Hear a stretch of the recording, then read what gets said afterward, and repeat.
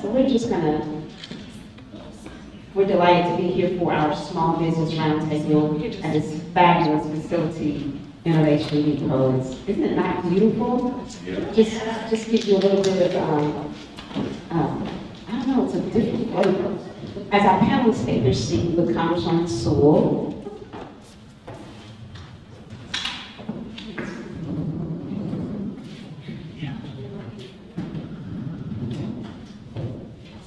so we'll be coming up in just a second. She may have to the restroom. So we're just going to open up with just invocation as we do all of our meetings, town hall. This is a part of our Congress in your community.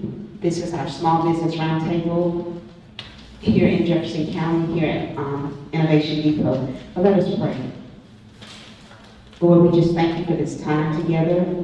We thank you for this place and this gathering. We ask you to allow what we hear and what we receive to be a blessing to us. Bless Congresswoman Sewell, our panelists, every small business owner, entrepreneur in their endeavors. We give you glory, and it's in Jesus' name, and if you agree, say amen. Amen. As you walk through the halls of Innovation Depot, I'm sure you have a lot of great feelings. And we're going to have the CEO, Brooke Gillis, to come to bring us greetings. Let's give her a big hand. And thank you so much for hosting your event here at the Innovation Depot. As she mentioned, I'm Brooke Gillis, I'm the CEO here. But an interesting fact, I got my start here at the Innovation Depot. Just like a lot of these other entrepreneurs, as the very first tenant at the Innovation Depot 17 years ago. And so I believe in startups, I believe in entrepreneurs, and I'm really excited to host this event here today. Just a quick overview, the bathroom is right out the door to the right. If you need anything, we've got Maggie in the back to help if you have any questions. So please feel free to reach out to our team. But I do want to just tell y'all, we have 100 tech companies working in this building every single day. If you're a startup in the room, I see a few people that are startup companies. You are welcome here at the Innovation Depot. We have memberships, we have co-working spaces, and we have offices. Everyone is welcome. The doors open, and we'd love to host you here at the Innovation Depot. So I will let you amazing panelists take it away, but thank y'all so much for coming. Thank you so much. We really appreciate it.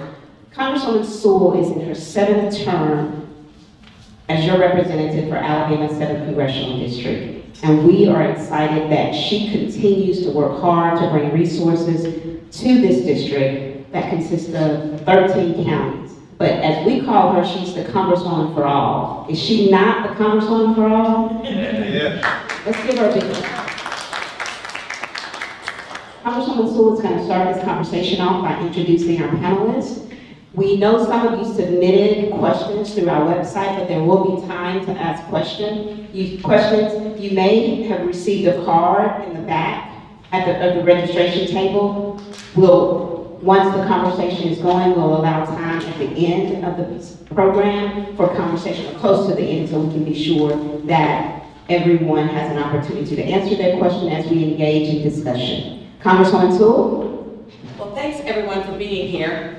I thought I'd start by just telling you what I see in Washington as the big issue. When I think about small businesses, I think about the fact that small businesses employ 59 million Americans. Small businesses are truly the economic engine that drives our economy. And I think it's really great that we have such great local, from Jefferson County, business owners that are willing to talk about how this current environment is affecting them. I can tell you that as a person who sits on the Ways and Means Committee and on the subcommittee on trade, the sweeping tariffs that this administration has articulated and the uncertainty that it has caused has been the biggest problem I've seen when it comes to businesses and when I hear back from my businesses. Manufacture Alabama, Birmingham Business Alliance, they've all come up to Washington. And I think that everybody is willing to ride this out, if you will, but they want to know with some certainty what and how this will affect their businesses. And so I just want to thank the small business owners that are here today that are willing to share their experience. And I'm going to let each one introduce themselves and tell a little bit about their businesses. And we're going to start with Selena. Good morning. My name is Selena Rogers Dickerson, and I'm the founder and CEO of Sarcor LLC, which is a civil and transportation infrastructure design firm. We're headquartered here in Birmingham. You may wonder, like, what is civil and transportation infrastructure design? It's a little long, right? But basically, I like to say we do the invisible. We design the runways, we design the paved sidewalks, we make sure that there's ADA compliance at bus stops, site development for on the design side, the blueprints, the things that we use every day that no one really pays attention to, but we just want to have access to equitable transportation. Thank you. Thanks. Debbie represents, was a founder, one of the co-founders of Eugene's Hot Chicken. Can you talk a little bit about your business and how you got started? Yeah, good morning. I'm Zebby Carnell of Eugene's Hot Chicken. We started in 2015 as a food truck. Through the cities of streets of Birmingham. We opened our first brick and mortar in Uptown in 2017. Currently, we got 2 brick and mortars and 3 food trucks, and we're about to expand to Montgomery. Yeah, in a few months, so I'm pretty excited about that. We employ about 30 people, and you'll see us all throughout the city. Melissa? My name is Melissa Kendrick, and I am the owner of Sojourn's Fair Trade Store and Wanderlust Global Imports. And Sojourn's is a fair trade store, which means we work with artisans in developing nations. No sweatshop labor, no child labor, no forced labor, and it's a way to give the poorest people of the world access to global markets and bring unique folk art and items handmade from around the world to Birmingham. And then Wanderlust is my reciprocal business that works directly with the artisans, bringing the items into the country and not only providing for my store, but also wholesaling out to other stores around the country. I'm currently working with artisans in 61 countries. October will be our 20th anniversary. Awesome. I used to be downtown. I remember going to visit and buying things from you when I was a lawyer in Birmingham. Last but certainly not least is Dr. Patrick Murphy, who is the Goodrich Entrepreneurial Chair, I think. That's a lot of titles. But I see Dr. Murphy as one of the experts on what's going on in our economy. You teach it every day. And so can you give us your thoughts about where we are and where our economy is? And, you know, at the end of the day, when I hear from my small businesses, whether it's the furniture store owner that gets supplies, wood supplies, and all the others from abroad, or it's our farmers who have cultivated a relationship with international markets and want to keep those relationships going. The fear that many have is just the unpredictability of our economy, which we know our economy is always up and down, but this feels different, and it feels different because it is different. This administration came in with a 10% across the board tariffs on every country. Now, I learned back in economics that tariffs are a useful tool in the toolkit when targeted. And my example for that is we saw the Chinese manufacturers of steel dumping steel in the American market, thus lowering their prices so that our American-made steel and aluminum couldn't compete. We're talking about they have a different labor standard, different environmental standard than we do in America, and it's just not fair. And so the Trump administration, immediately when they came back in office, did a 232 tariff based on national security for aluminum and for steel. And look, I get that U.S. Steel and Nucor and all these great companies that are in Alabama benefit from that. And so that's a good example of targeted tariffs. I'm not sure the increase from where they started was right, but can you talk a little bit about what our economy is doing right now, and what keeps you up at night as you think about this economy going forward? Thank you, Congresswoman Sewell. Thank you, everybody, for having me here. It's a topic I hear about every single day. I serve as the beverage chair at UAB, as the Congresswoman noted, and I got here in 2018. There was a real hunger for support for entrepreneurs in this community at that time when I arrived. And UAB has been great, Birmingham has been great, this community has been wonderful. And that leads me to the first point I want to make as I roll this out. Strong communities don't fail. Strong communities do not fail. Members support each other, they coordinate with each other. The diversities of the members become a superpower for strong communities. So events like this that bring together business owners and policymakers to talk about questions that we don't know the answer to yet are vitally important to a strong community. We have them. I want to give a shout out to these three business owners that we have up here. This amazing lady, Selena, I have a, we do work all around the world, and one of my colleagues was in Spain, Sweden. And she was over there speaking about entrepreneurship, thought leader on the world stage. She's like, someone is speaking to us from Birmingham, Alabama. Do you know this person? And so she is super legit. Mr. Sevi Carney down there with the restaurant, I met him in 2017, 2018, I think it was, in Rise of the Reps, where he presented. And I did not even live here yet. I flew down from the city of Chicago to that event because I knew I was moving here. I was super impressed by him and all the entrepreneurs. And then Ms. Kendrick, I got a bunch of your wind chimes all over my house. So do I. That's what I bought. And social enterprise like she's doing, I think, is an untapped future path for this particular ecosystem here. The work that's done, I think, resonates with the culture and history. So regarding the tariffs, when I talk to entrepreneurs about tariffs, as the Congresswoman laid it out, I think we all know what a tariff is. I don't mean to insult anybody's intelligence. It's a tax that the importer of record, usually a US-based company, must pay if they have supplies coming in from a country that falls into the tariff scheme and it has a particular tariff on it. The Congresswoman mentioned 10%. Remember, Tiedra invited me 2 weeks ago for this, and I said, it's going to change by the time this comes out. So this is a moving target, which generates a lot of the uncertainty and fear.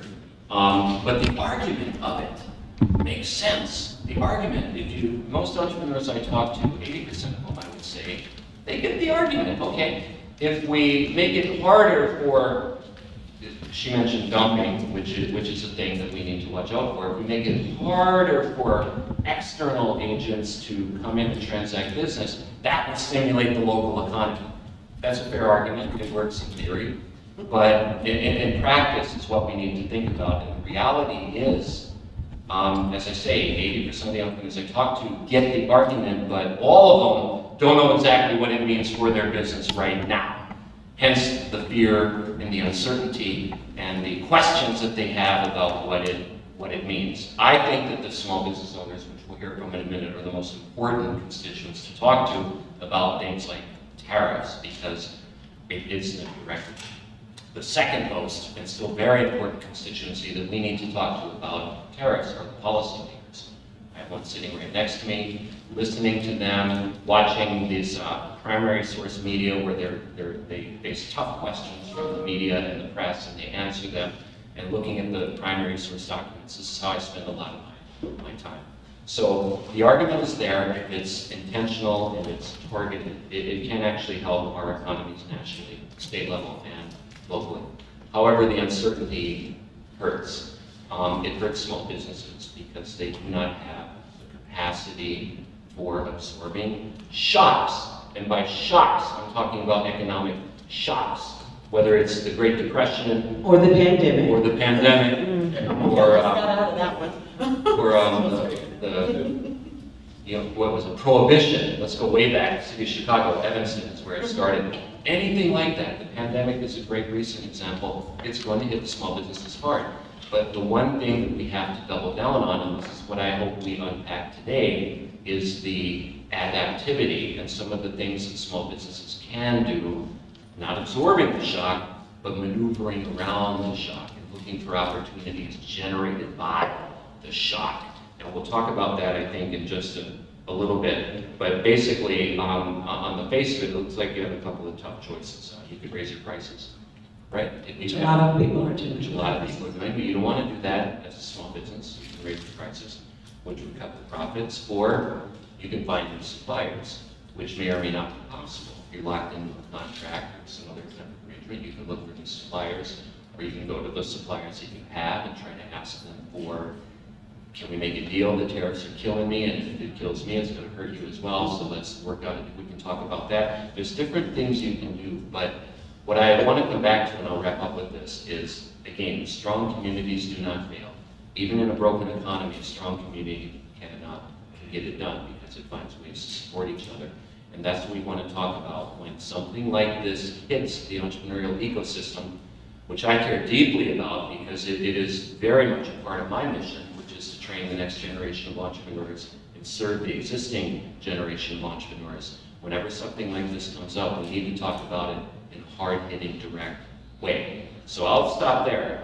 If we come back, I can talk about like, the structure of the system, tariffs, or some of the specific things entrepreneurs can do, but I'm grateful to be here because I believe in the future of this community and this state, and I believe the future of both of those things has a lot to do with entrepreneurship.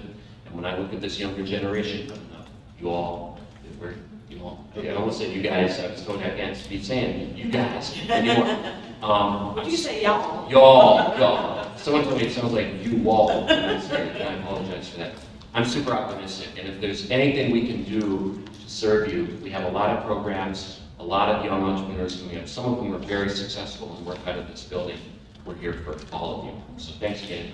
Well, thank you. You know, I wanted to echo you, Melissa, as you directly import all of these wonderful products that we wouldn't get otherwise. And the fact of the matter is that you're creating markets for these small tribes and small villages abroad. And how have you seen the effect on tariffs? And I just want to say that the majority of the folks that I talk to, right now they're just bracing themselves. So those that have the capacity to store, you know, these sofas or whatever they're getting from abroad, they've doubled down and tried to do that in anticipation for Christmas, anticipation for the beginning of the school year and things like that.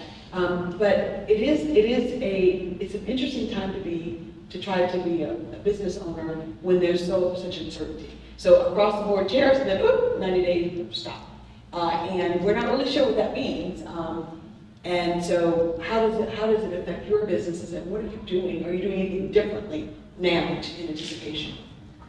Well, unfortunately, heading into the summertime is our slow period. So when the tariffs were announced, I immediately tried to buy as much as I could and stockpile. But again, I'm working with artisans who are hand making things, so they don't have a stockpile to send me. And the way it usually works is I place an order, send them half the money, they start making it, and then when it's ready. So we can't really get ahead of the tariffs in the market that we're in. They're all very nervous about what it's going to do to their long-term ability to sell to U.S. markets. And I don't have the money to order exponentially larger amounts ahead of time, but the 10% tariff is still in effect. That's just across the board, and that's just something that right now I am absorbing, and that's coming out of my personal pocket, out of our profit margin. So you haven't passed on the cost? Not yet, but we're starting. It was hard enough because the shipping costs went up during the pandemic and never came back down, because once the prices are up, they're not coming back down. So we've been trying to absorb those costs and then having this 10% on it. So the prices are starting to inch up. There is $1 here, a few dollars there.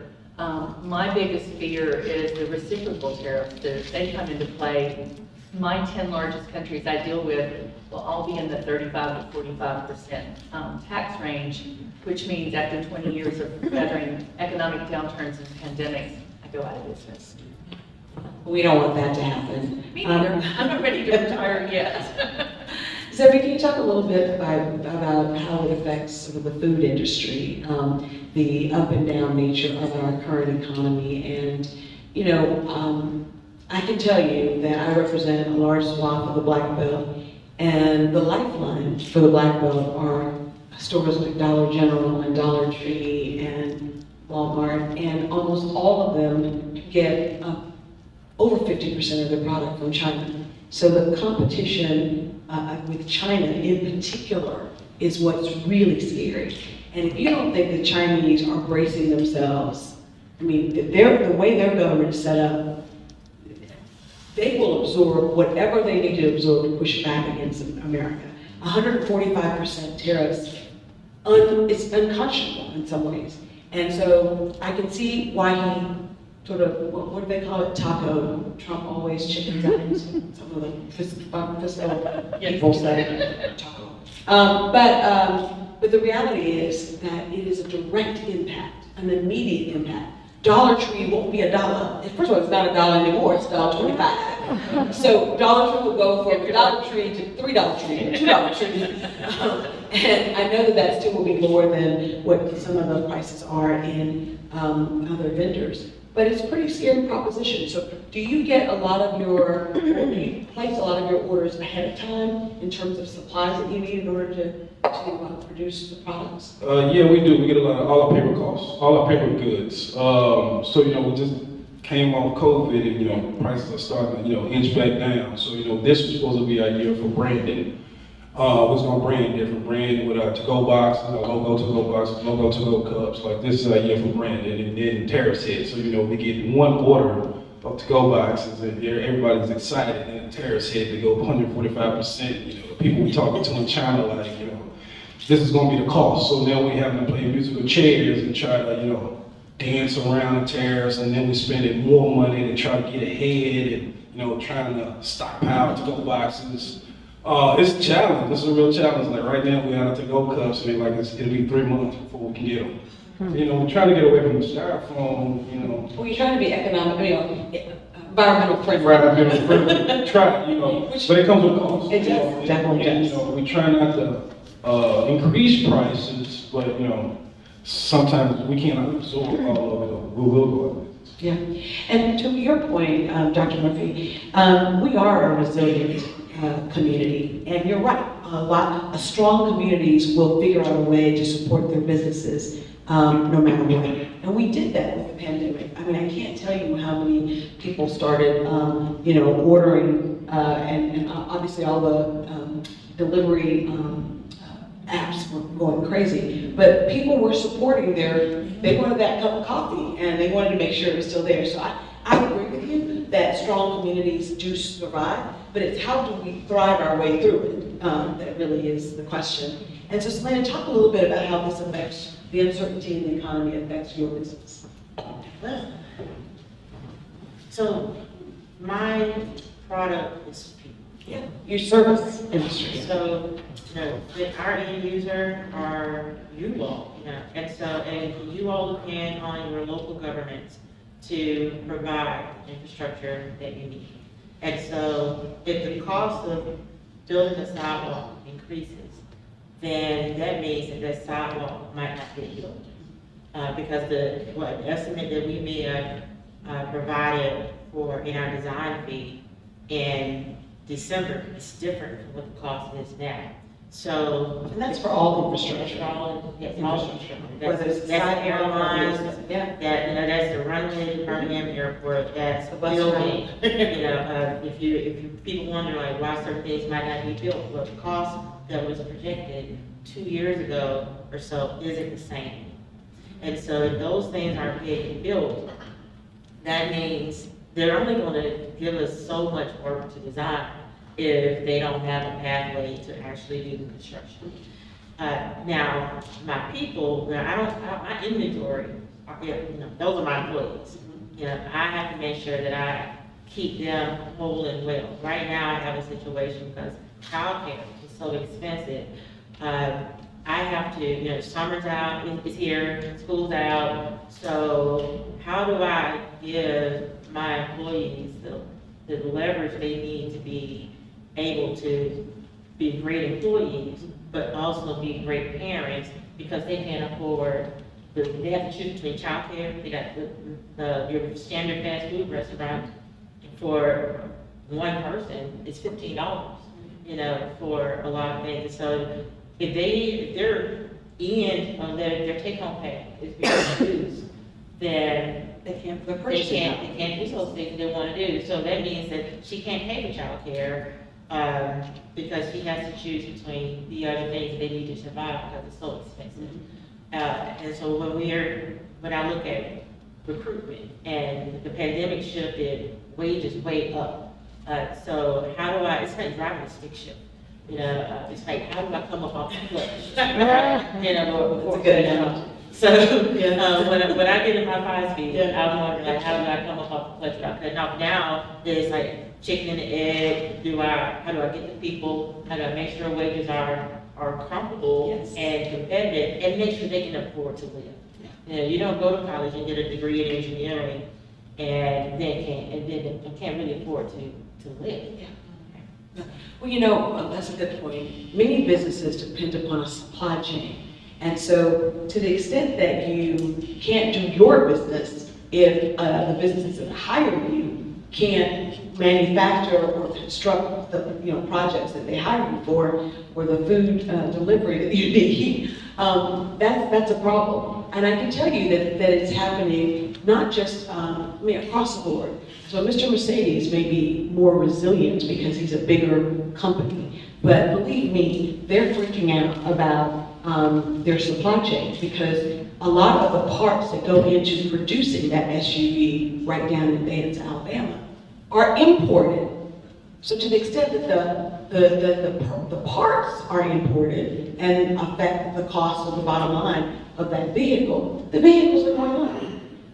And so I understand, and especially when you think about the fact that yours are all crafted and made to order.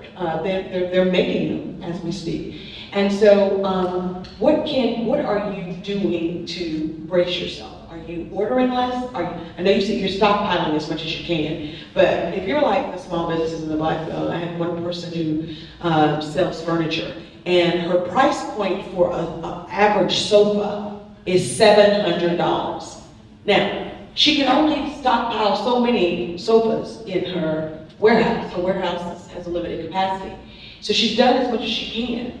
But the reality is, if that's coming from Indonesia or from China, those sofas, that she's afraid that the price is gonna double. And in small town America, they're not gonna buy a $1,500 sofa. It becomes untenable.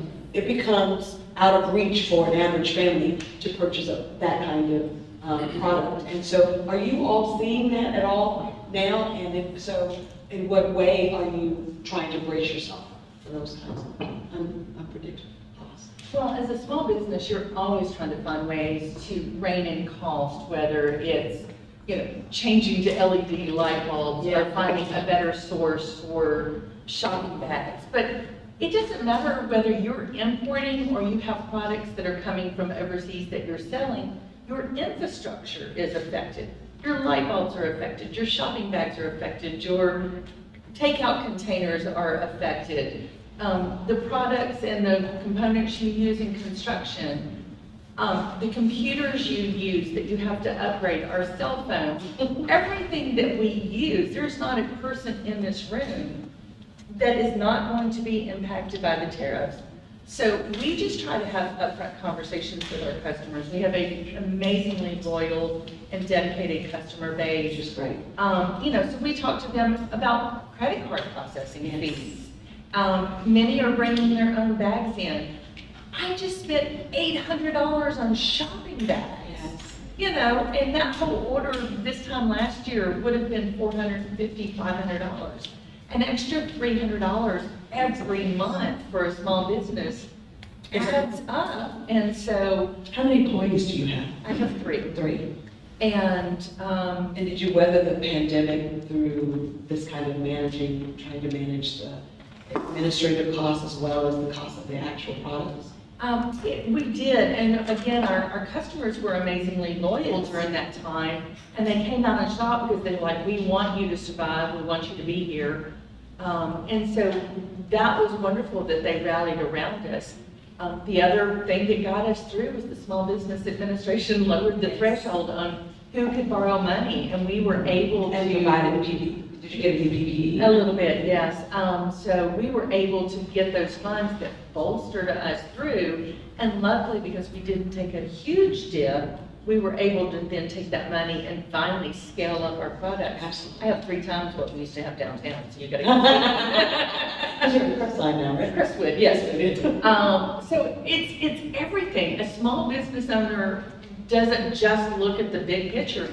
We're so much more micro in our approach to our businesses than we are macro on most days. And it really comes down to, you know, it's a slow day and I'm gonna turn the lights off in the back of the shop, or I'm going to turn that air down up or down just a little bit to save on that and I'll just be a little bit uncomfortable rather than, you know, and so it's everything that we are doing. It's not just about how do we get our products in cheaper. The de minimis rule lets me bring in things without tariffs if it's $800 or less. Well, that's great, but economy of scale kicks in on shipping, so the more you bring in, the shipping costs are cheaper. So if I'm bringing in smaller amounts, my shipping costs are more, so am I just replacing one cost with another? And I have to really sit down and go, what is the better approach to getting this in? Large amounts in tariffs or small amounts and higher shipping costs? It's a constant spreadsheet of running numbers and juggling and trying to figure out what makes the most sense. And that's a normal day for a small business owner. Adding in another 10% tariff and trying to figure out, do I order now and take this funds that I really need for this and go ahead and buy product because it might be 30 or 40% higher in 2 or 3 months?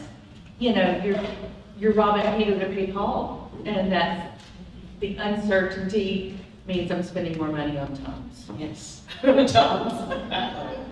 A lot of indigestion going on. Right. So Dr. Margaret, can you talk a little bit about, I mean, what we've heard in her, and just what you just said, public policy matters. So I sit on trade subcommittee, and we have a de minimis rule. We said if you bringing in a de minimis amount, and they cap it at $800, then you don't have to pay any tariff, because we want to encourage, you know, importing goods abroad. We want to encourage business is what we want to do. And I think that you know, and I'm just going to tell you all, trade policy usually is done through trade agreements that Congress passes. And we have been usurped, our power as a legislative body has been usurped by the executive. And that's problematic for those of us who understand that there are 3 co-equal branches of government. And I often talk to my Republican colleagues who are the ones in charge that are allowing the executive branch to usurp our power. And so, and run amok.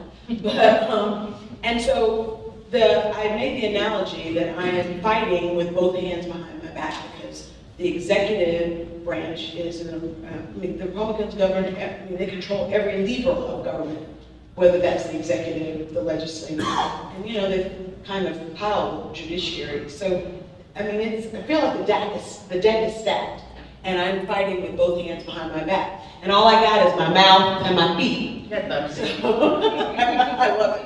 I like that. But, so I'm trying to articulate to my constituents what's going on in Washington and how it impacts their community, in hopes that they also ask our senators and others to push back, because the reality is it's going to have a negative effect on our communities generally. Can you talk a little bit about how important public policy is to entrepreneurship, to being able to have a business, run a business? We think in government, and in the United States government, that small businesses are so important that they have their own agency, the Small Business Administration. And it's clear to me that when the pandemic hit, we as legislators had to do something to stop the hemorrhaging and to invest in our greatest resource, which are our people. So I'm unapologetic about the American Rescue Plan, about the CARES Act, but all the money that we poured into our economy to get through the pandemic. And so I personally think that if the tariffs exist that are this high, we need to do something to try to absorb some of that shock that the businesses will feel. So talk a little bit about public policy and why it's so important. Yes, so it's vital for an ecosystem or a group of entrepreneurs to think global but act local. Well, thinking globally means what we're doing right now. We're looking at what's happening in DC, we're looking at what's happening across the state in different industries. We're thinking outside of our local, immediately present environment around us. So this is good, this is a good start. The power of community runs on that. That's thinking global. Acting local means knowing about a local business or two or three or more that shopping locally are struggling, and then the community communicates about that, and then if I have a choice between getting a wind chime at whatever hardware store or Sojourners, I'm really bad with names. Okay. I think you sold me that wind chime, by the way, a few years ago. It might have been actually you. You had just taken the job at UND. I totally remember that, because I love social enterprises like hers, and now that we're aware of everything that she said, we'll make a choice to go there as a community. So that's one angle by which we can attack this problem, free up one of our arms a little bit. Yeah. But from the other angle, which is public policy, I mean, why not push for a bill or an act? It may be too soon, but this is more for the policymaker side of it. Why not roll something out where small businesses who have been hit by what's going on get, at the end of the year, a major tax credit or some other kind of support at the end of this to make up for what is happening right now. I like that. This is how bills get made. You know that, right? This is how we actually create bills, is talking about how do we solve certain problems and how we can do that in an effective way. So I like the idea of a tax credit because what it is you're incentivizing businesses to continue to do what they're doing, and you're giving them a break at the end of the day. To remunerate them for what they are going through right now. To me, that's an unimpeachable argument. No pun intended. That is an argument that is solid. Like anybody on either side of the aisle should support something like that, especially if you love entrepreneurship. So now you do know it has costs associated with it. So every bill that we pass in Congress, we're supposed to have a pay for. And when you give a tax credit, that means less money is coming into the federal government, right? So we have less taxpayer money to do all those stuff that we want to do with the taxpayer money. And so we've got to pay for that. So there's going to be a price tag associated with giving away money. I mean, that's how people perceive, some people perceive it, but I consider it to be an investment. So some investments are worth making, but go ahead. Yeah, just something like that, or policies like that, or maybe some small business administration programs that could be rolled out in particular to serve the constituents who have been negatively impacted in the hardest way by this tariff, which again, a policy like that doesn't say these tariffs are all bad, let's just stop them. It says they have had a lot of negative impact. I think it's like 2/3 of entrepreneurs are being negatively impacted, something like that. So to me, it's saleable, it works. I would think that the politicians would support something like that, and that would be a great way that public policy can support entrepreneurs. Public policy, I'm not a politician, I am an entrepreneur and an academic, but we need it, and the state needs to be more powerful than the market, but not by much. They just need to be strong enough to support the weak from the strong in the market economy, and I think our system does that pretty well. But a policy like that would enable the entrepreneurs and then let them do what they do best and just get out of the way and let them make money and run their businesses and serve their communities. So I think there's a lot of good policy that could come out of this. I don't know what it looks like. I just came up with that one when I was sitting right here. But I think also, we just talked about PPE. Why did that come about? It came about because we knew that businesses were going to be suffering, and businesses, especially small businesses, they hire more employees. The most employees in America are hired by small businesses. We think about maybe 10 here, but as many small businesses that we have, that's how it's affected. Eugene, talk to me about how you're selling food every day, and when the cost of those chicken fingers go up, or the meat product goes up, how does that affect, how do you manage your price point? Because right now, what is your average to get? Average price point is between, I would say $12.50 to $15 per plate. And I think, some of the things on our menu just had to come off the menu. We had to go real slimmer, like, we had the best deviled eggs in my personal opinion. Love the deviled eggs. We don't sell deviled eggs No, you anymore don't. because egg I prices. ask you about that. So I think, we just have to have more of a food truck mentality in our restaurant. So we just have to go slimmer and go, real lean.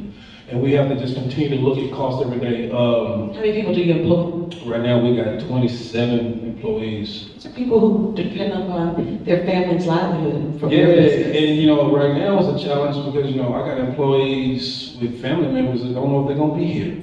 We have been talking about what's your contingency plan. So now we're going into immigration law. Sorry. That's what I'm doing. But this is real though. I mean, when you start talking about what affects a business, you gotta start talking about the people you employ. And I think that another thing that's been really, I think that we know that this president was hired to deal with the issue of the border, but I don't think anybody thought that we were gonna be exporting, we were gonna send back hardworking folks that are literally the lifeline of farmers. And, you can name Tyson's chicken, all of those, it goes on and on and on and on.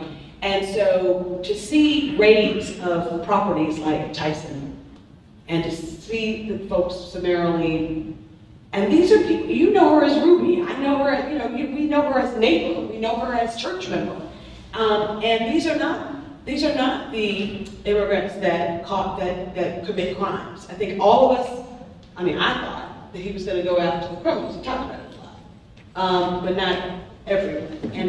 And that's gonna have a direct cost on your ability to pay your workers, I would assume. Yeah, and it's, just the family mentality, because, some of my employees that was born here, their parents were born here.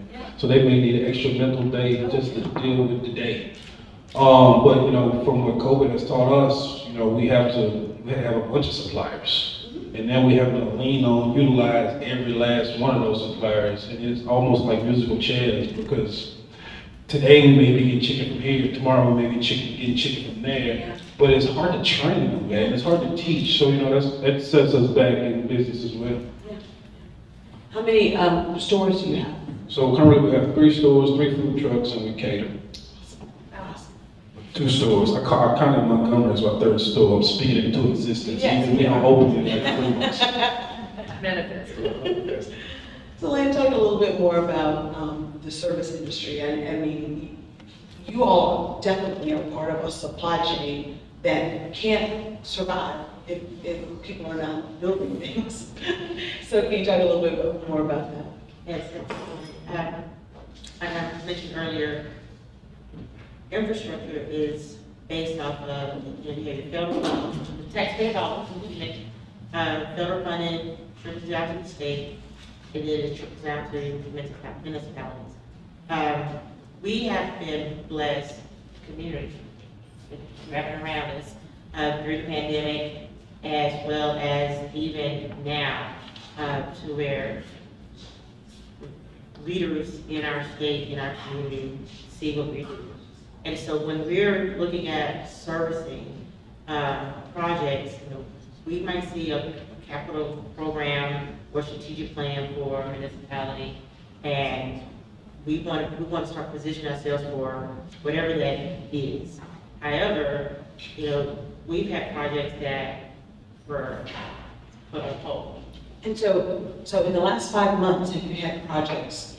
How have all of y'all been affected in the last 5 months? Have you seen the direct impact of what's going on policy-wise in terms of tariffs and the uncertainty in the marketplace? Well, I wouldn't say for us, more so tariffs, but more so some of the funding that had been pulled from different committee organizations. Yeah, well, listen, that's a whole nother thing.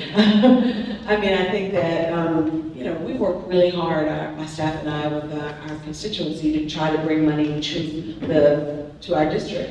And the fact that this government is now trying to take that money away, and I was gonna ask you, but I know you're not a policymaker, but is this S legal? Is this really legal? To have appropriated money that's already been appropriated by Congress for a specific thing, for a specific project, and we lose it. I mean, look, the $44 million that the Birmingham Tech Hub got was fairly won in competition with other tech hubs around the country, and only 6 of them got the $44 million each. And now, a month later, they've just taken it back. And I'm pushing back as much as I can, and I know that there are lots of lawsuits out there with respect to that, but your case in point is well taken, because many lawmakers like myself is like, how is this legal? How is this, when we have the power of the purse? I mean, we're 3 co-equal branches of government, but only one can raise money. Only one, and that's the legislative branch. I'm just saying. So I get it. But you're impacted by projects that may have been funded, anticipated funding not coming through. Well, she's lost customers, clients because they've lost funding. I've lost business because my customers have lost their jobs. Yes. It's a ripple effect that every policy has its primary impact, and then it has its secondary impact. And right now, there's too many ripples coming from too many directions. You're gonna say, so it looks like you were on the verge I'm of gonna saying. talk shop with her after the. We're gonna go tell some chicken and talk. But, so what really keeps you guys up at night? Paying the bills. Making sure that you can make payroll as well? Payroll, and, you know, just employees, the effects that they have on your employees, that's one of the most impactful. Yeah. But also, I got paid. So have you seen the price of chicken go up? Yeah, price of chicken, you know, it goes up, but like, during COVID, it went up and never really came down a little It bit. never came down. Yeah, but So now. the price of eggs, it went up, waiting for them to go down, and Yeah. they just like, maybe a couple cents, but. Yeah, so we just have to, you know, be smart about how we do things and change up how we do things and limit some stuff that we used to do that we don't do anymore. Just having to pivot, and it's almost like a daily pivot. Well, we're just glad that the chicken still tastes the same. Thank you. Even though they cost a little bit more. Definitely. Have you actually had to raise your prices yet? We have had to raise our prices, and we look at those prices. You know, I think that one of the biggest things we've done is utilize technology more. So, you Talk know, about that. so we've, you know, got a different inventory system where, you know, we used to be like a weekly inventory system, and it's a daily inventory system. You know, we just really having to watch those prices daily, and, you know, that's one of the first reports I get every morning is, you know. Because you gotta have chicken in order to. Gotta have chicken, but yeah, we really gotta understand the business that we're in. I always tell my crew, we're the people business. We just happen to sell chicken. So now it's really digging down, understanding the business that we're in. And I used to, you know, be the head, but now I'm really, you know, teaching classes on more business than actual restaurant, because that's what we gotta stay in business. And I think the other thing that really, I think, for all of the businesses, you have a business model and business plan that was based on X, and then you're having these market forces. Now, you can anticipate that the market will change, but not a pandemic, not like, you know, huge tariffs. I mean, it's just sort of like, it's hard to stay afloat in many ways. So do you see an end in sight when it comes to this? Do you think that we ultimately, I think that we can ill afford to go into a trading war with China. Because they will starve their own people in order to win. I mean, that's just the bottom line. They would just do it from the top. And they can just do it from the top, yeah. So there's no way that they're gonna be backing down. There's no way. I'm not saying that we shouldn't, I mean, that's why I think it's so important that we have laws that protect American workers and American businesses, but exactly. Can you talk a little bit about that? And then you mentioned reciprocal tariffs, and I don't know if people in the audience know reciprocal tariffs.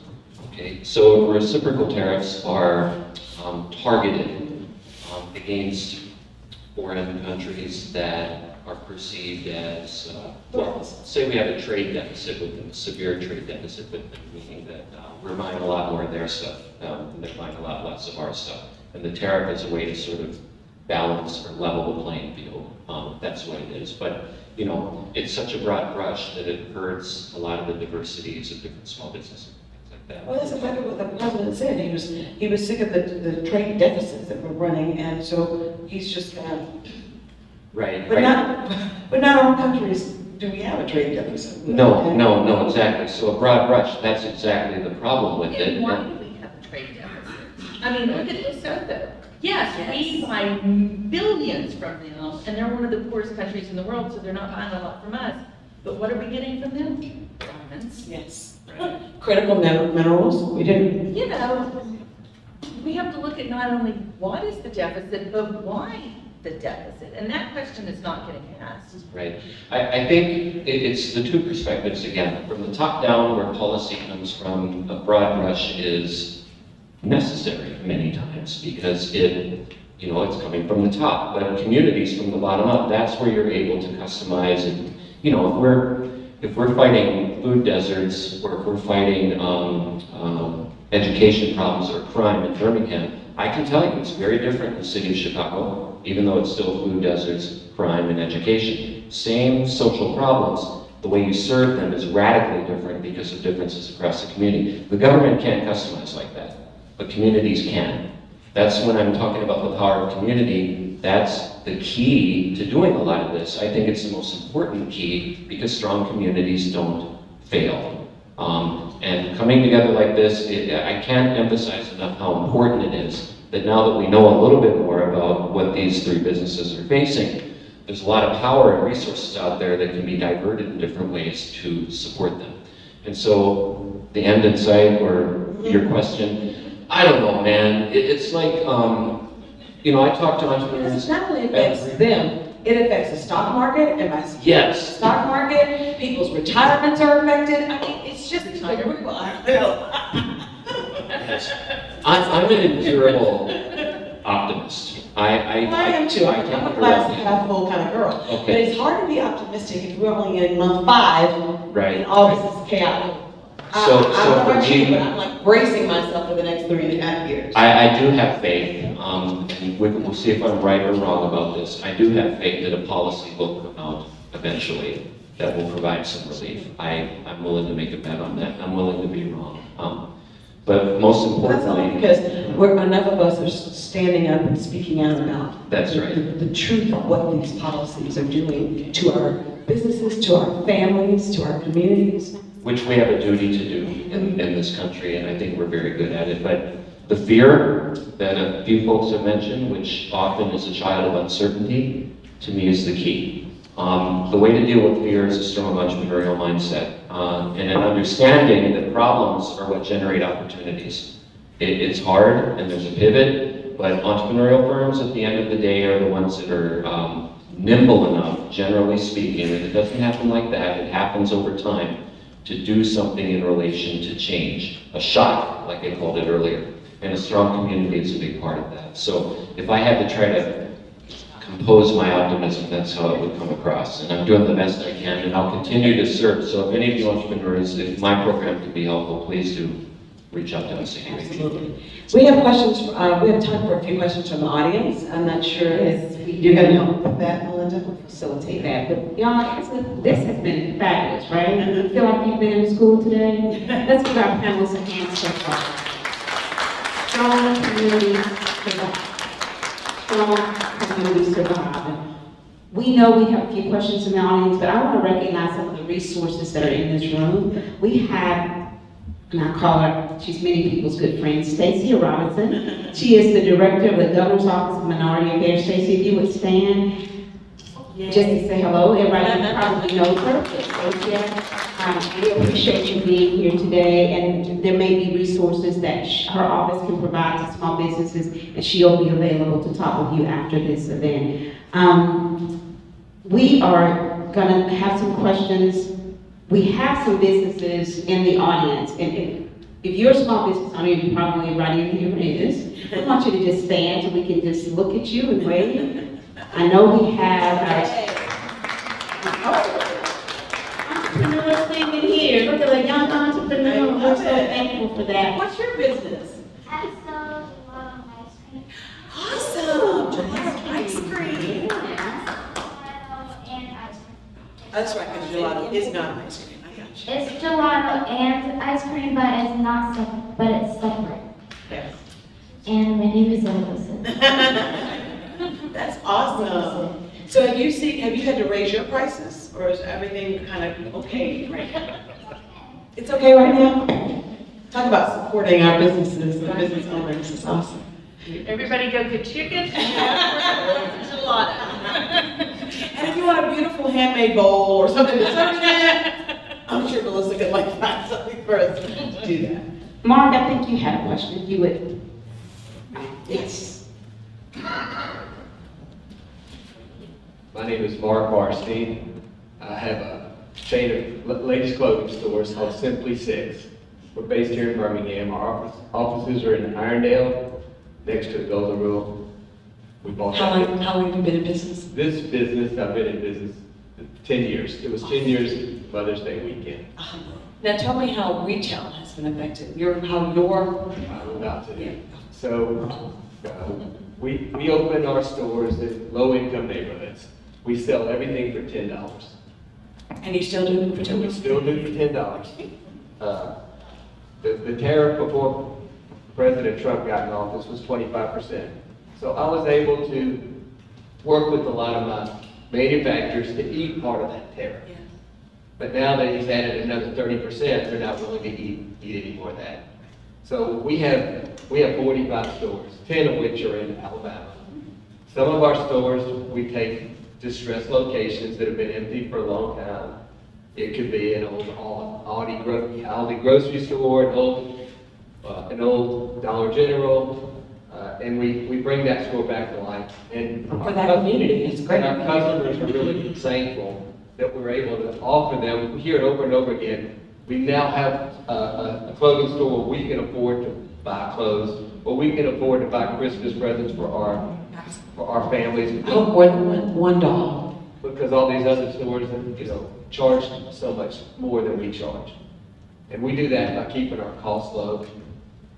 And I just want to say that, our business throughout the summer was good because everything that we were selling was pre-tariff prices. Yes. So that's why you see these reports from Dollar General and Five Below and Marshalls that their business was great. But now, wait till August hits. Yes. The goods that I was importing for $5.50 and $6 and now costing me $7.50 and $8, and I'm supposed to sell them for $10. And she's right about freight charges going up. We were paying $3,000 a container out of China, now they're $8,000 today. What? $8,000 today, from $3,000 just a year ago. Well, a lot of people, it's all based on supply and demand. So there's so much that people are trying to ship now. And it's not that the clothing people are shipping it. It may be containers full of Apple phones. Yeah. And that's what I'm having to deal with. I can't get a container for my price Because everything else. everything else does. So I So what are had, you doing to brace yourself for it? I know the last resort will be increasing your prices, but how do you increase prices when you're a $10 store? I said same thing to Dollar Tree, but they made it $1.25. A Dollar Tree is down to $5, by the way. Oh, is it? Yeah, it is. And Five Below has a section in their store that's up to $10, by the way. Because I buy from the same manufacturers out of China. Most of the stuff I buy from comes from China. Because they have the best quality for the best price. And you can't get shoes made in this country. We import sandals, we import sneakers, we design them, and we make them. Yeah. And we deal with the factories over there. Right now, the factories don't even want to deal with me. They don't want to deal with me. And unless you put down a 50% deposit, because they think that I'm going to cancel the goods if the tariffs go higher. And so I have to put down maybe a 50% deposit, and I'm having to pay $7.50 for sneakers that cost me $5.50. But I don't want to raise my prices on my customers, and I don't want to go out of business. I've developed a rapport with so many of my managers, and so many of my managers single women that provide for their families. I don't want to see them lose their jobs. We have 450 employees. I feel for them, and as long as I can stay in business and not lose money, I'm going to do that. But I'm just hoping that maybe 1 year, 1 season, 2 seasons, I can get through it with a small loss, and then maybe people will wake up and see that tariff is really a serious situation for small business people. So, I just wanted you to hear my story. I've written letters to Tommy Tuberville, to Senator Britt, hadn't heard back. The only person that contacted me back was Congressman Palmer. But what else can I do? No, Who you're doing else it, can I talk to? and it's important that your story is known and heard. That's why we're doing what we're doing. Exactly. I mean, it's one thing for me to talk generically at a hearing in front of the trade administrator about tariffs. It's a whole nother thing for me to be able to say, well, let me tell you about Melissa, what happened to Melissa, or what. And it's very different, and so thank you, and I'd love to talk to you more about this afterwards, for sure. I want to make sure that everyone knows in our office, Dr. Teacher Owens, if you would stand up, she's our Deputy District Director. Hey, teacher, out of our Tuscaloosa. We have Cheryl Waters. Cheryl, many of you probably have spoken with her. Yes, She is our Jefferson County office, and she's moving around in the district as well. We have Quinn. He may be out of the table. So, and we have a fabulous intern. So if you all would raise your hand. Yay, we got great interns. Again, we're so thankful for being in this wonderful facility at Innovation Depot. We have someone from SDAC, and SDAC is actually positioned here in Innovation Depot, and we have Jimmy Coleman who's here. Jimmy is all over the state and does a lot in the small business and entrepreneurial space. So we're so thankful for you being here. We have another partner with us, our Small Business Administration. Is that Drika? Is she here? Yes, okay, that's right. Yay. Will you stand to greet her?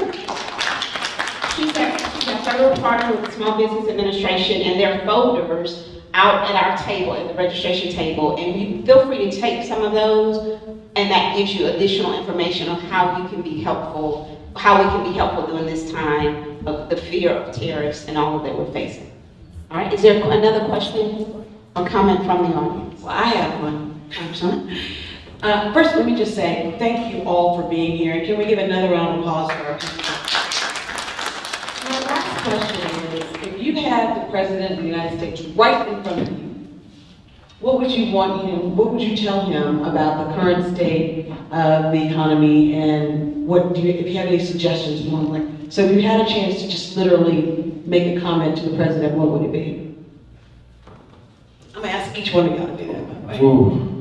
I'm in polite company, so I'm not going to comment. My first thought was, aren't your businesses being impacted as well as our businesses being impacted? Don't you have restaurants and, hotels? Aren't you feeling the effects that we're feeling? Well, he's making some money as another president. Bitcoin and all this other stuff. That's my comment here. I don't know. I just think, I don't even know if it will be a year, but, just kind of telling where we are, what we're looking at, what we're facing, but I feel like maybe it'd be falling on deaf ears. Melissa? Pretty much the same thing is we've got to look at our economy from the bottom up. We're too much of a top-down approach right now. We're focused on billionaires and international conglomerates and how much money we can make, and most of us just want to pay the power bill and get through the day. So I would like to have it much more focused on mom and pop, the little guys, the local communities, and Main Street. and empowering our states and our communities, because as was mentioned earlier, Chicago and Birmingham have the same problems. They're not going to be solved in the same way, and we can't do a one-size-fits-all approach for our economy. So we need to step back and take a look at it from another view. Selena? What would Jesus do? Jesus too. Love, mercy, and empathy. I'm saving, yeah. Sure. I'm Rashida Reese. I own a marketing company here in Birmingham, Rework Marketing. Yes. And it's not really about tariffs, but it's more so about the grants that have been awarded. So I was just going to ask, what action plan can business owners proactively start working towards as grants and dollars have already been awarded to our city for very great causes? What action plans can we start working towards to help kind of alleviate that or to brace for that? Because we've had several things from UAB that we've lost dollars. I work on I work on an initiative for the city of Birmingham that was in jeopardy of losing dollars, and I deal with a lot of service industry. Well, thank God that a lot of the companies that have, a lot of the cities that have lost revenue are fighting back in the courts. Yes. And because I think I initially mentioned this impoundment law, but there's a law on the books that if the federal government, if the legislative branch appropriates money for specific things, the executive doesn't have a right to come reach in and change that. Now, they can do it through the law, and if y'all recall last week, the bill that passed out of the House was called a rescission bill. It was $9.4 billion that were rescinded. So if it passes in the Senate, then they can take that 9.4. So he who giveth, the legislative branch, can take it away. Now, can the president redirect money? Well, that extra money, yeah, but appropriated money? That's the question. And so how do you brace for it? I don't know how you brace for it, because this is money that we thought, the Rails to Trail, we're doing something tomorrow about that. There were multi-year grants. So you may have gotten it year one and year two, but year three, this administration comes in and says, we're not gonna pay you for year three and year four. How is that legal? Anyway, so I don't know how you, I don't think there's any insurance for crazy government. Erratic governments. But so I don't really know what you can do but fight back. And that's what I said to UAB. They're big, I hated my law school until I realized that Harvard has a lot of endowment and they're fighting back. I'm happy they're fighting back. But none of my folks are fighting back. When you have law firms fold and give him free legal advice, $40 million worth of legal advice. What? First of all, how is that legal? I'm just saying. So I'm baffled by it. I don't know if you have any suggestions for what folks can do, because it is real. It sort of goes back to what Selena was saying. These projects that they have projected for, that they put cost estimates, and I have several projects in my district that the Corps of Engineers is working on. And they gave me a price point. They told me it was going to cost me, I'm talking about the soil erosion that's going on in the riverbank of Selma. They gave me a price point that was around $60 million. And that was 3 years ago. And I got them the money last year. And by last year, the cost of the materials and had gone up, that they requested an additional $20 million. Well, how do you do business that way so well, it is a challenge, and all I can say is that those that have been directly impacted by something that seems not just unfair but illegal have a duty, I think, to push back. I really do. At least I'm counting on it. We as members of Congress can have no standing to sue in lawsuits like this, where we have appropriated money because we're considered to be a part of government. So I'm counting on strong businesses pushing back, strong institutions pushing back, and challenging this. People have to push back. I wake up in the morning, I have my cup of coffee, I walk my dogs, I come back, and I open up an app called 5 Calls, and I've exempted calling Congresswoman Sewell because I know she's already on point on it. But calling and saying, this is not okay. And I have to believe that eventually enough people coming forward and saying, this is not okay by me has got to permeate. Capricious decisions being made we can't let them just continue. We've got 13.1 million people came out this weekend and it got some attention. Can you imagine if 13.1 million people make a phone call every day to their representatives? It's got to get through. I pray so. Look, I think that I'm a glass half full kind of girl, so I'm always an eternal optimist here. I know that we're resilient people, but there's some things that are happening now that even if government changes in 4 years, or even 2, that are irreparable.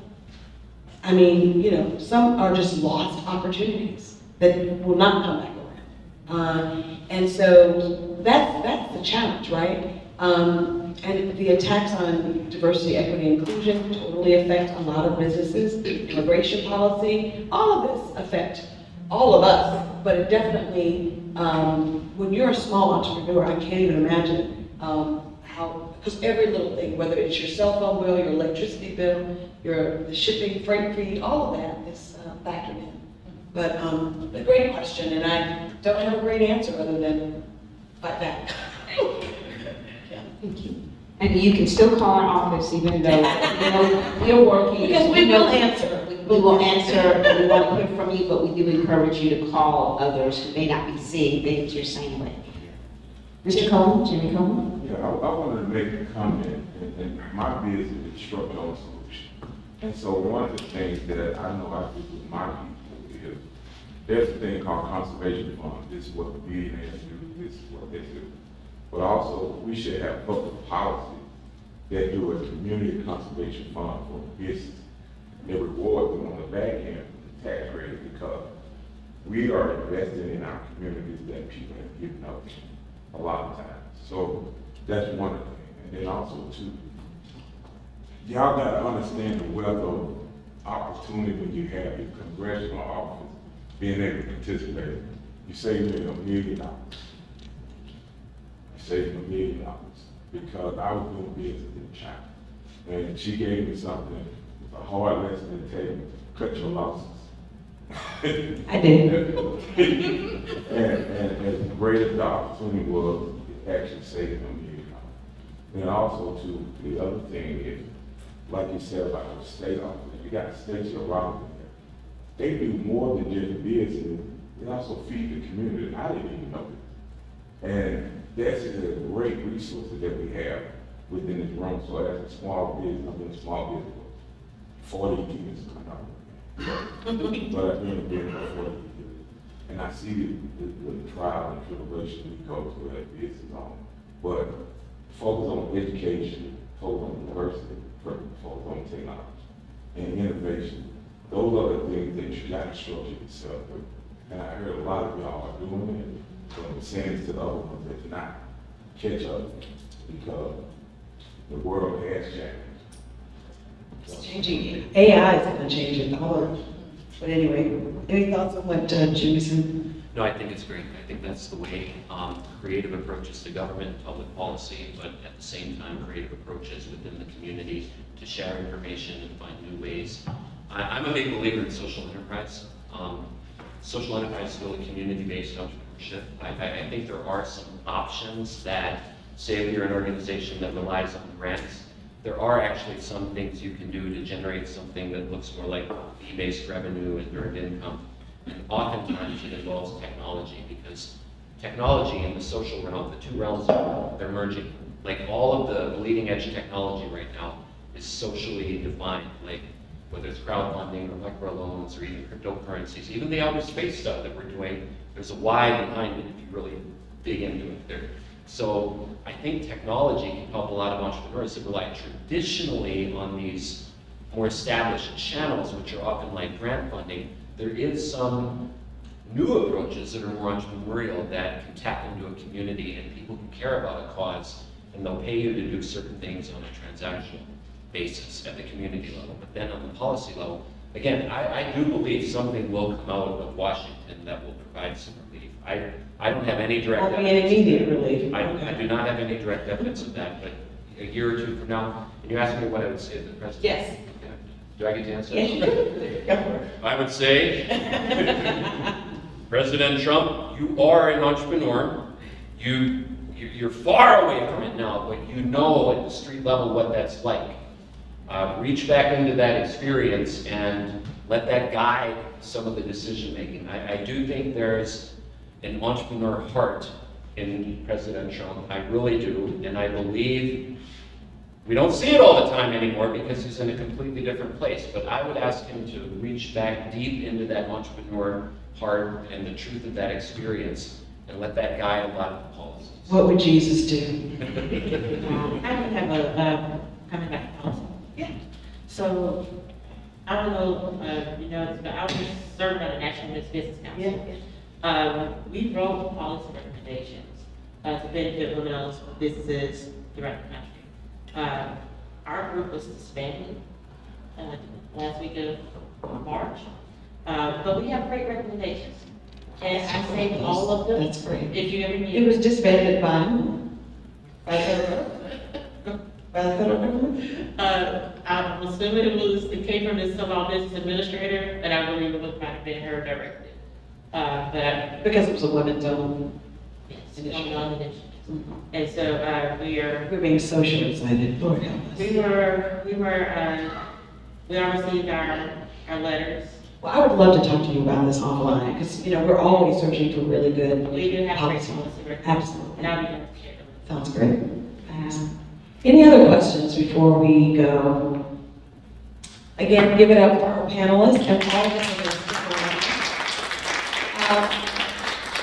So my takeaway from this is that strong communities thrive. And my takeaway is that we are so blessed in our community to have such amazing entrepreneurs that would give up an hour and a half of their day to come and really talk to us. And I hope you know, all of you, that we have on our website, sewell.house.gov/share your story. Share your story, because your congresswoman wants to know how the policies, not just from this administration, we who are your representatives of just that, we can only represent that which we know. So we urge you to share your stories, and we would not mention your stories without your permission, but do know that in the hearings, you will hear me tell people's actual stories and how public policy impacts their lives. And that's critically important, because not all of my constituents can come up and lobby me in Washington, D.C.